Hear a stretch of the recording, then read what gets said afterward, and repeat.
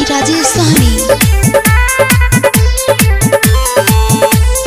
Presented by Tiger Music. ओली coaching में सरस्वती माई जम के इन करे कल पूजाई नाची सब है बताए।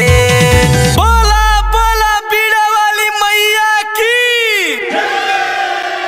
जय जय जय जय जय जय बोली सरस्वती मैया के जय जय। ओली कोचिंग में सरस्वती माई जम के इन करे कर पूजाई नाची सब है बताए। जय जय जय जय जय जय बोली सरस्वती मैया के जय जय।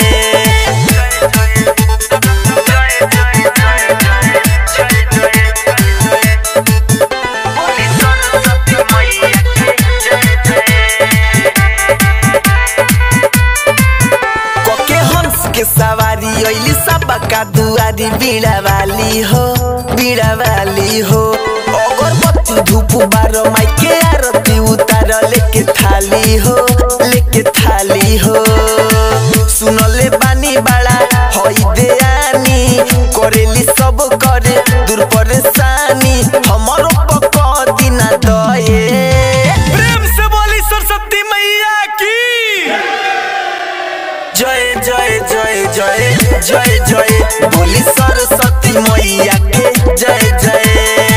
ओली कोचिंग में सरस्वती माई जम के इन करे कल पूजाई नाची सब है बताए।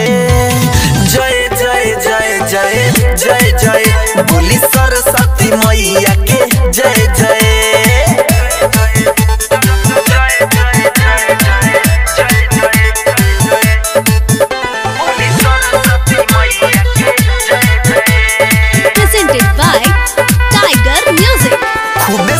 पंडाल माइके चुनरी बलाल खूबे बड़े हो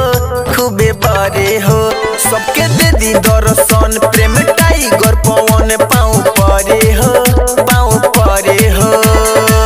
हर साल करिले राउत पूजाई हमरो 5000